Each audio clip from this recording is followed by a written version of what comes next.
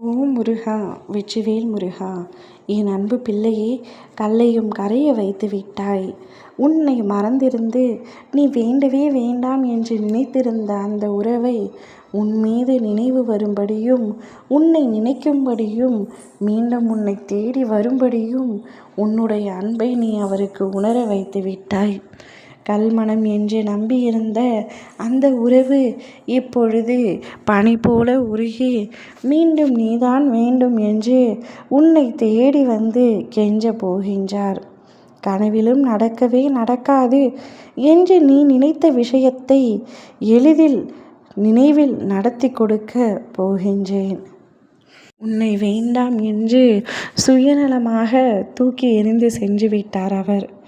இவ்வளவு கல்மனம் படைத்தவரா அவர்? நான் அவரை எந்த அளவிற்கு உண்மையாக நேசித்தேன், உயிராக இருந்தேன். அவருக்காக எதை வேண்டுமானாலும் செய்யலாம், எதை வேண்டுமானாலும் இழக்கலாம் என்று கூறும் அளவிற்கு நான் அவரை உண்மையாகவும் உயிராகவும் நேசித்தேனே.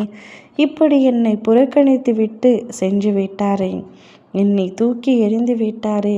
இந்த பிரிவை என்னால் தாங்க முடியாமல் நித்தம் நித்தம் செத்து செத்து பிழைத்து கொண்டிருக்கின்றேன் அப்பா.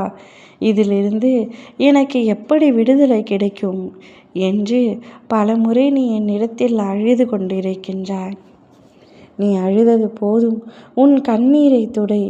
உன்னை வேண்டாம், உன் உறவே வேண்டாம், உன் சொந்தமே வேண்டாம், உன்னை பார்த்தால் எனக்கு நிம்மதியே இல்லை என்று உன்னை எடுத்தெறிந்து விட்டு உதறி சென்ற உன்னுடைய உறவின் மனநிலை இப்பொழுது மாறிவிட்டது. அவருக்கு எப்பொழுதும் உன் நினைவே இல்லாமல் இருந்ததால் சந்தோஷமாக இருந்தார்.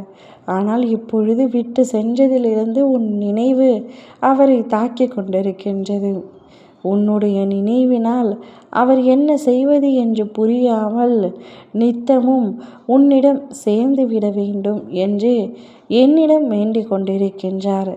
ஆனால் நீ திரும்ப சென்றால் ஏற்றுக்கொள்ள மாட்டாய் என்பது அவருக்கு தெரியும்.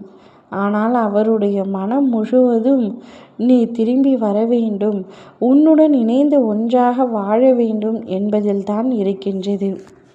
அதற்கு ஒரு காரணமும் இருக்கின்றது. அக்காரணம் என்னவென்று நீயும் தெரிந்து கொள்.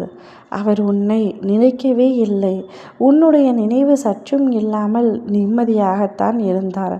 ஆனால் வெளியாட்கள் யாராவது உன்னை பற்றி கேட்டால் அவருக்கு என்ன பதில் சொல்வது என்று தெரியாமல் திக்குமுக்காடினார்.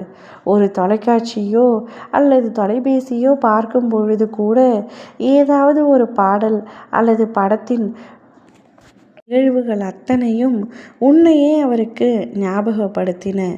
இப்படி அவரே நினைக்க வேண்டாம் என்று நினைத்திருந்தாலும் அவரை சுற்றி நடக்கும் விஷயங்கள் அத்தனையும் உன்னை அவருக்கு ஞாபகப்படுத்திவிட்டன. அதனால் இப்பொழுது அவர் உன்னை முழுமையாக புரிந்து உன்னிடத்தில் வர வேண்டும் என்பதற்காக துடித்து கொண்டிருக்கின்றார். வருபவரை சந்தோஷமாக ஏற்றுக்கொள். ஓம் முருகா! வெற்றிவேல் முருகா!